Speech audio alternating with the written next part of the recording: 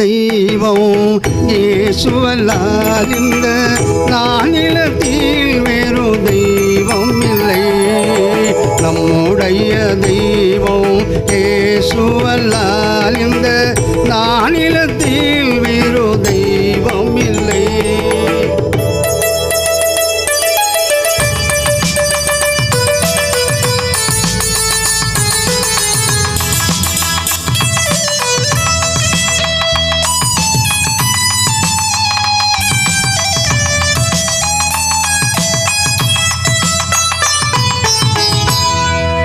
கர்த்தரை தெய்வமாய் கொண்ட ஜனம் பாக்கியமுள்ளது எனப்படுமா. கர்த்தரை தெய்வமாய் கொண்ட ஜனம் பாக்கியமுள்ளது எனப்படுமா. நம்முடைய தெய்வம் இயேசுவல்லால் இந்த நானிலத்தில் வேறு தெய்வம் இல்லை. நம்முடைய தெய்வம் இயேசுவல்லால் இந்த நானிலத்தில் வேறு தெய்வம் இல்லை.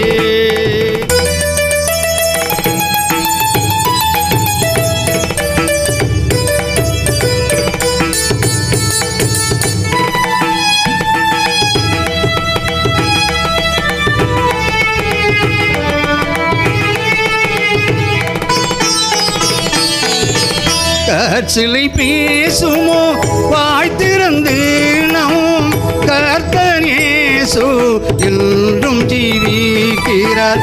கற்சிலை பேசுமோ வாய் திறந்து நம் கர்த்தர் இயேசு என்றும் ஜீவிக்கிறார். நம்முடைய தெய்வம் இயேசுவல்லால் இந்த நானிலத்தில் வேறு தெய்வம் இல்லை. நம்முடைய தெய்வம் இயேசுவல்லால் இந்த நானிலத்தில் வேறு தெய்வம் இல்லை.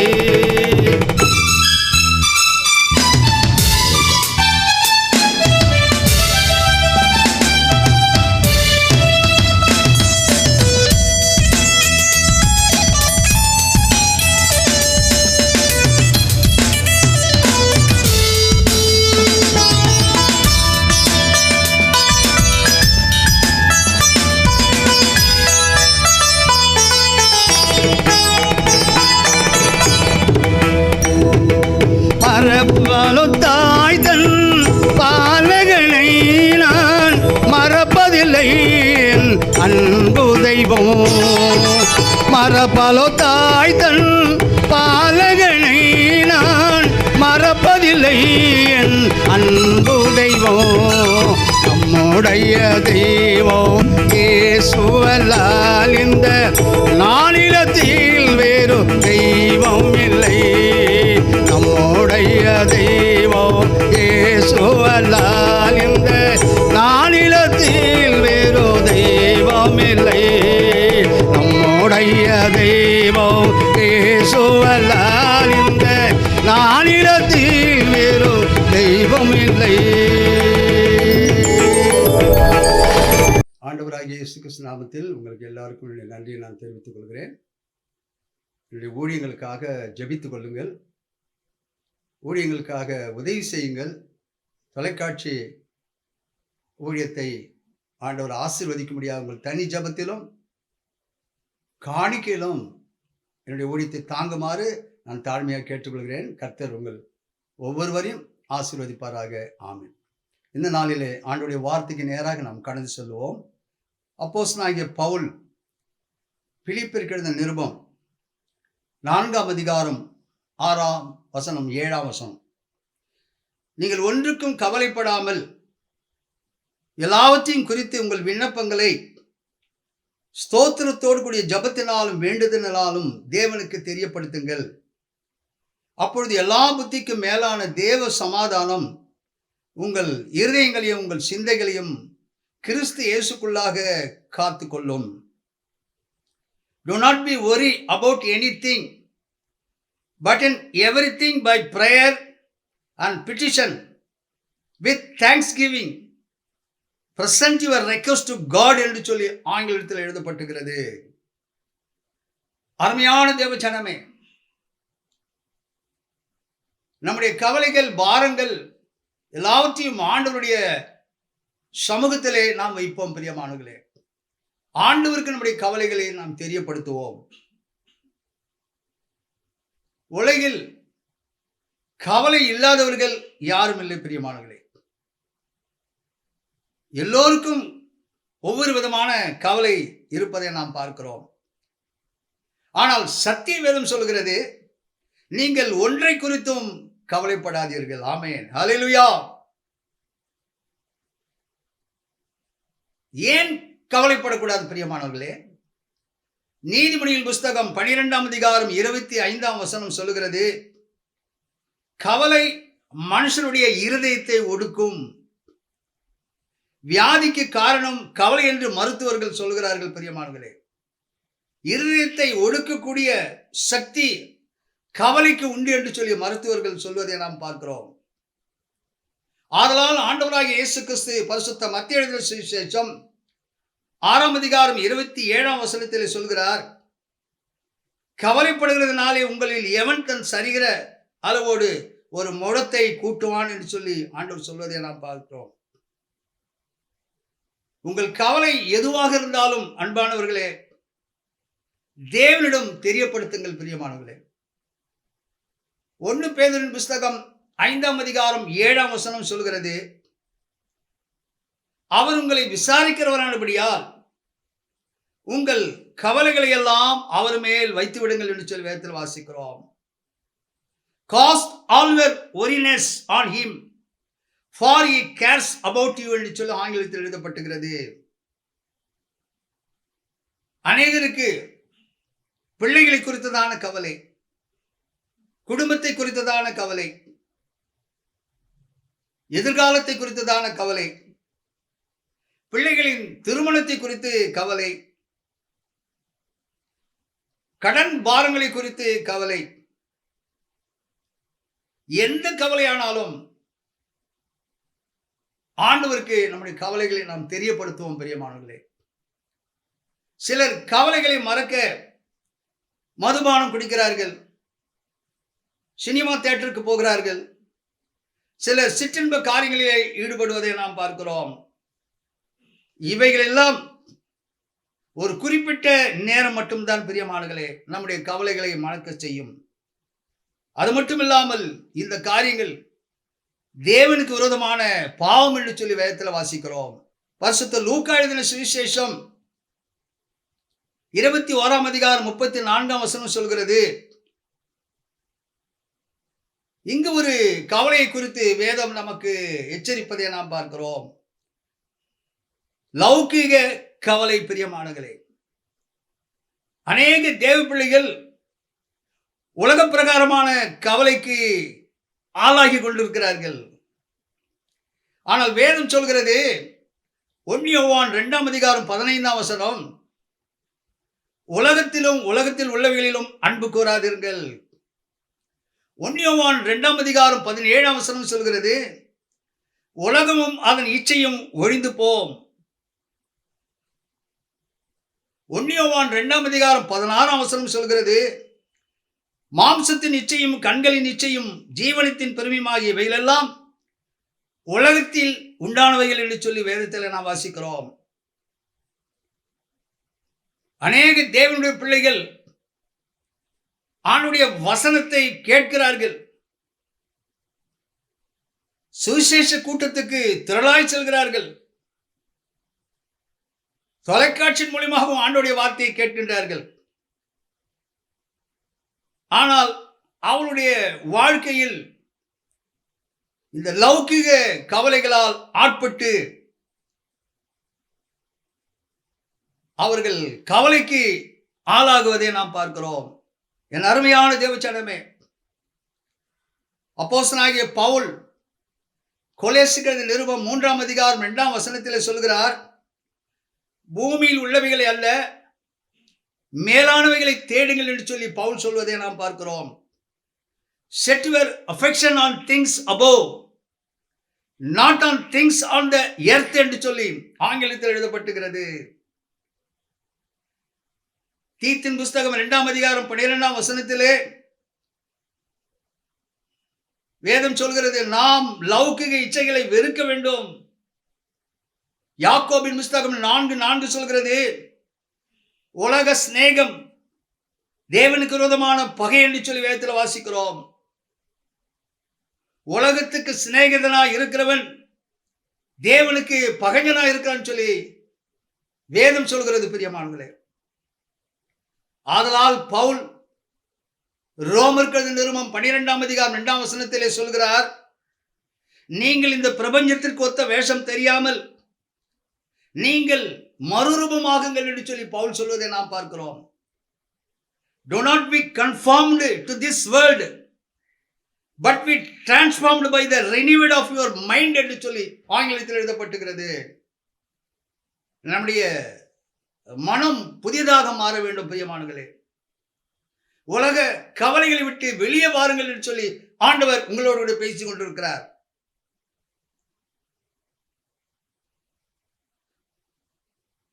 பரிசுத்த மத்தேயு எழுதின சுவிசேஷம் 6ஆம் அதிகாரம் 21ஆம் வசனத்தில் ஆண்டவர் சொல்கிறார், உங்கள் பொக்கிஷம் எங்கே இருக்கிறதோ அங்கே உங்கள் இருதயமும் இருக்கும். ஆமென், அல்லேலூயா. லௌகிக கவலைகளை விட்டு வெளியே வாருங்கள். பரிசுத்த மத்தேயு எழுதின சுவிசேஷம் 6ஆம் அதிகாரம் 25ஆம் வசனம் சொல்கிறது, அநேகருக்கு உணவை குறித்து கவலை, உடையை குறித்து கவலைப்படுகிறார்கள்.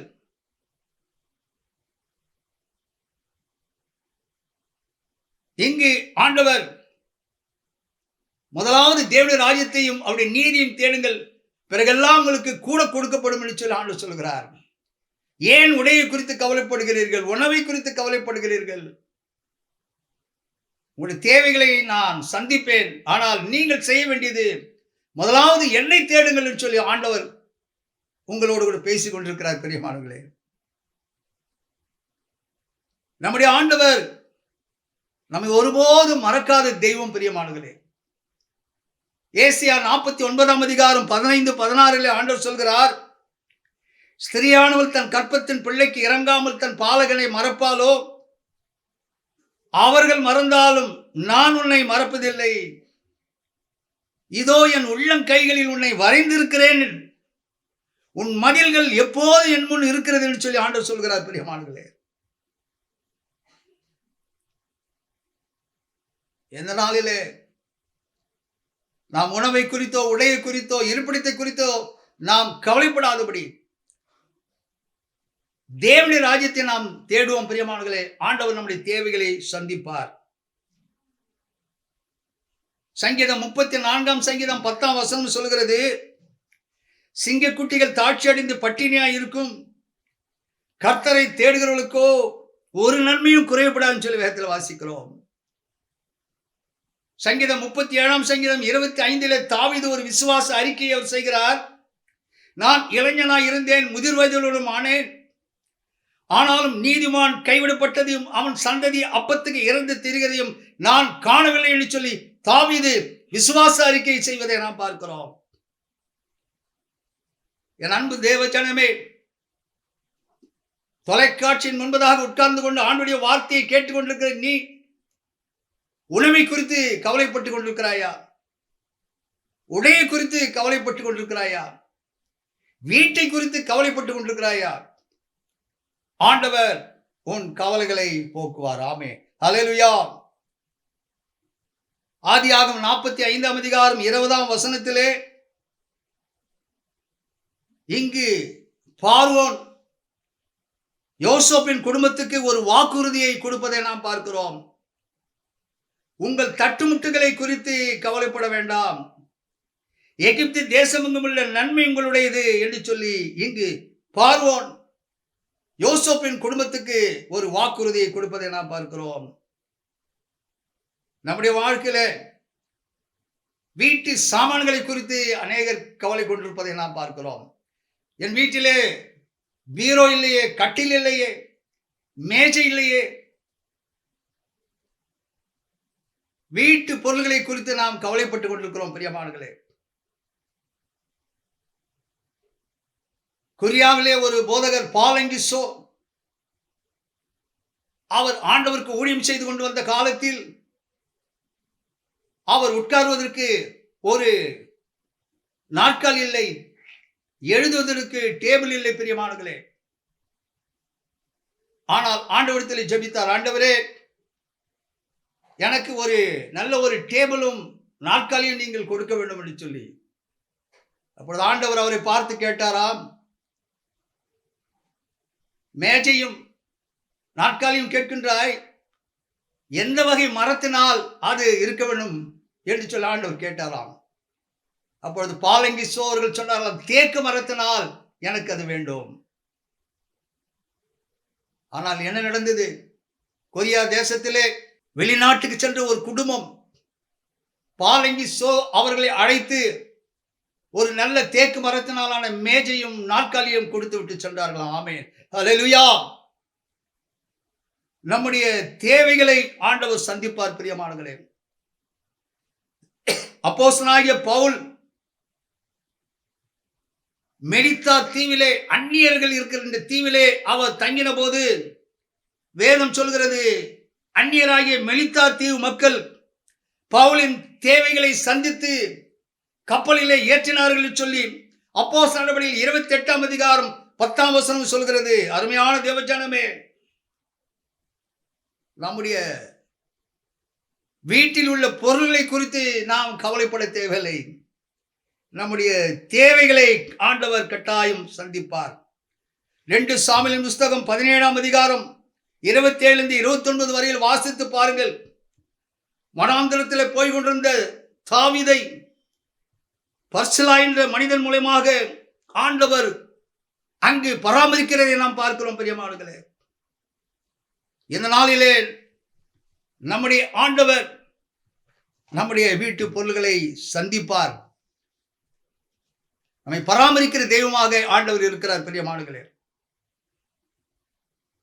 பரிசுத்த மத்தேயு எழுதின சுவிசேஷம் 6ஆம் அதிகாரம் 34ஆம் வசனம் சொல்கிறது, நாளைக்காக கவலைப்படாதீர்கள். Do not worry about tomorrow. நாளைக்கு நமக்கு என்ன நடக்கும் என்பதை நமக்கு தெரியாது பிரியமானவர்களே. ஏனென்றால் சங்கீதம் 31:15 சொல்கிறது, நம்முடைய காலங்கள் ஆண்டவருடைய கரத்தில் இருக்கிறது, நம்முடைய எதிர்காலம் ஆண்டவருடைய கரத்தில் இருக்கிறது. இந்த நாளிலே நாளை குறித்து நாம் கவலைப்பட தேவையில்லை. ஆண்டவர் நம்முடைய கவலைகளை மாற்றுகிற தெய்வமா இருக்கின்றார். லூக்கா 12ஆம் அதிகாரம் 11 12 வாசித்து பாருங்கள். இங்கு என்னத்தை பேசுவோம் என்று கவலை. வேதம் சொல்கிறது, நீங்கள் பேச வேண்டியவைகளை பரிசுத்த ஆவியானவர் தாமே அந்நேரத்தில் உங்களுக்கு போதிப்பார். ஆமென், அல்லேலூயா. அநேகருக்கு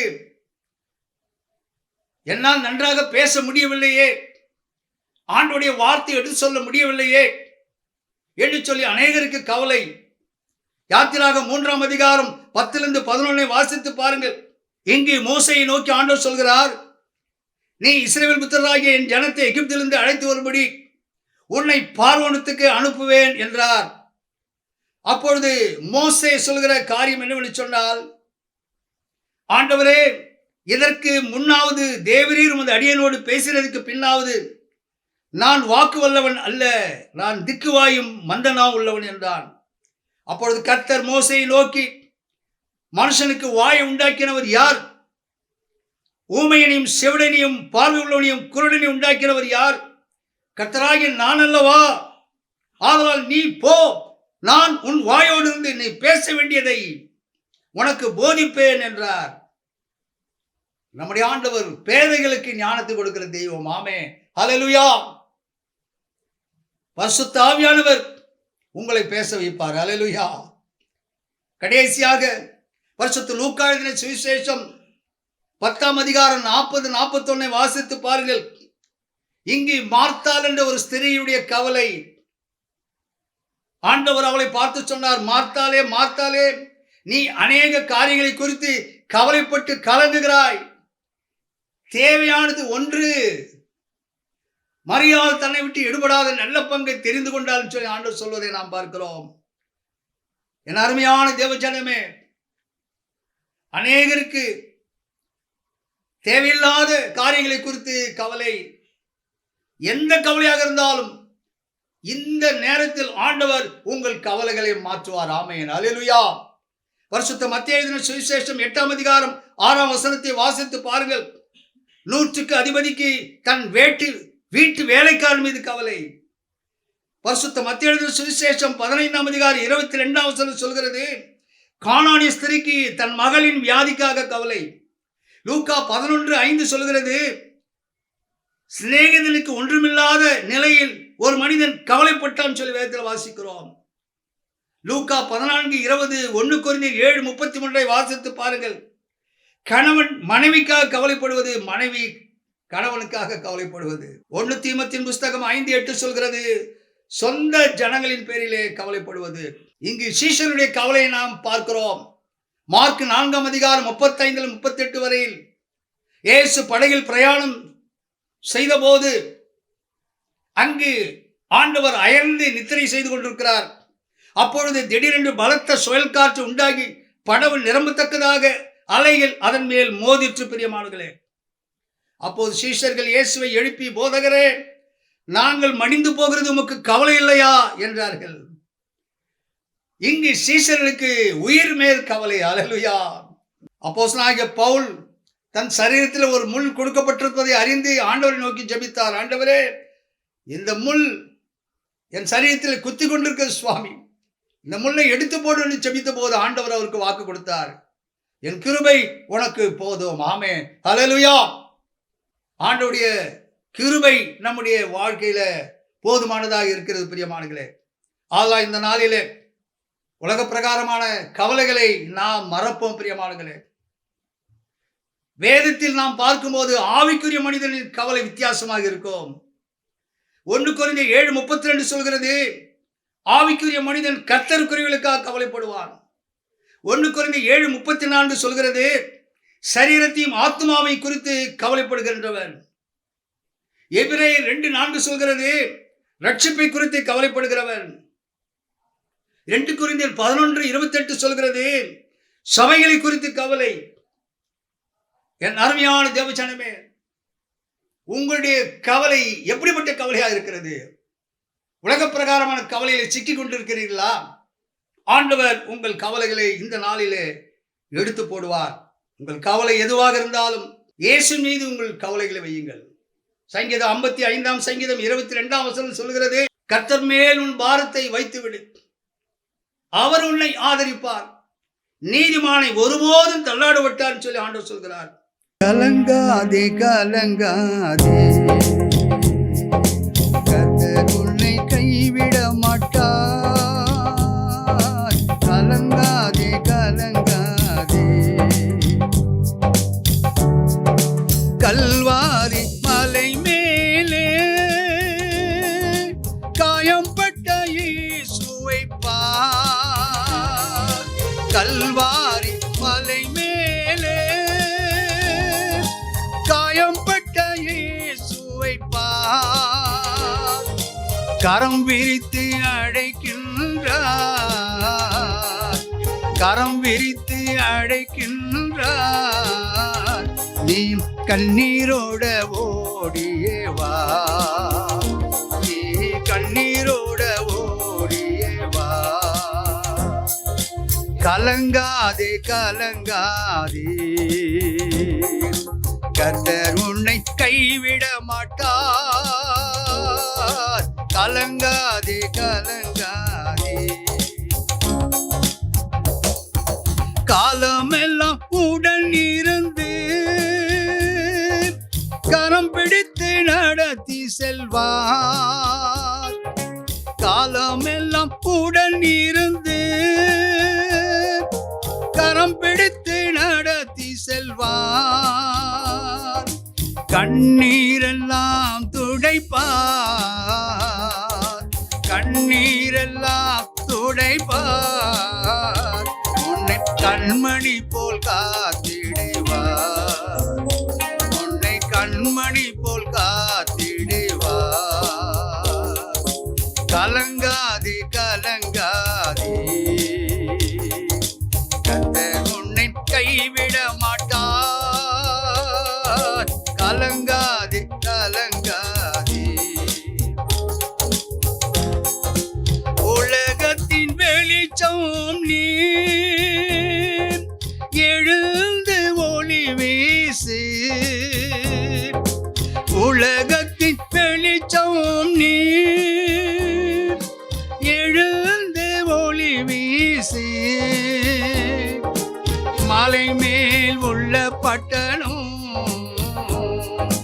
மலை மேல் உள்ள பட்டணம் நீ மறைவாக இருக்காதே, நீ மறைவாக இருக்காதே. கலங்காதே கலங்காதே, கர்த்தர் உன்னை கைவிட மாட்டார். கலங்காதே கலங்காதே. உன் நோய்கள் சுமந்து கொண்டார், உன் பிணிகள் ஏற்றி கொண்டார். உன் நோய்கள் சுமந்து கொண்டார், உன் பிணிகள் ஏற்றி கொண்டார். நீ சுமக்க தேவையில்லை, நீ சுமக்க தேவையில்லை. நீ விசுவாசி அது போதும், நீ விசுவாசி அது போதும். கலங்காதே கலங்காதே, கர்த்தர் உன்னை கைவிட மாட்டார். கலங்காதே கலங்காதே. அருமையான தேவச்சனமே, தொலைக்காட்சியின் மூலமாக ஆண்டவருடைய வார்த்தையை கேட்டுக்கொண்டிருக்கிற உங்களுடைய கவலைகள் எதுவாக இருந்தாலும் ஆண்டவர் இந்த நேரத்தில் உங்கள் கவலைகளை நீக்கி போடுவார். ஆண்டவரிடத்தில் உங்கள் கவலைகளை வையுங்கள், அவர் உங்கள் கவலைகளை நீக்கி உங்கள் கண்ணீரை துடைப்பார். நாம் கண்களை மூடி ஜெபம் செய்வோம். மகா இரக்கமுள்ள எங்கள் தேவனே, இந்த நாளிலே கவலை என்ற தலைப்பில் உம்முடைய வார்த்தையை தியானிக்கும்படியாக நீர் கொடுத்த கிருபைக்காக நன்றியோடு ஸ்தோத்திரிக்கிறோம். உம்முடைய வார்த்தையை கேட்டுக்கொண்டிருக்கிற ஒவ்வொருடைய வாழ்க்கையிலும் அப்பா ஆண்டவரே, உடையை குறித்து கவலை, உணவை குறித்து கவலை, குடும்பத்தை குறித்து கவலை, பிள்ளைகளை குறித்து கவலை, எதிர்காலத்தை குறித்து கவலை, பிள்ளைகளுடைய திருமணத்தை குறித்து கவலை, கடன் பாரத்தை குறித்து கவலை, அநேக கவலைகளால் சிக்கிக் கொண்டிருக்கிற உங்களுடைய பிள்ளைகளுக்காக ஜெபிக்கிறேன் அப்பா. நீர் வாக்கு கொடுத்திருக்கிறதே, கர்த்தர் மேல் உங்கள் பாரத்தை வைத்து விடுங்கள், அவர் உங்களை ஆதரிப்பார், நீதிமானை ஒருபோது தள்ளாட விட்டான் சொல்லப்பட்டிருக்கிறது. 1 பேதுரு 5:7 வாக்கு கொடுத்திருக்கிறதே, அவர் உங்களை விசாரிக்கிற ஒருபடியால் உங்கள் கவலைகளை எல்லாம் அவர் மீது வைத்து விடுங்கள் சொல்லப்பட்டிருக்கிறது அப்பா.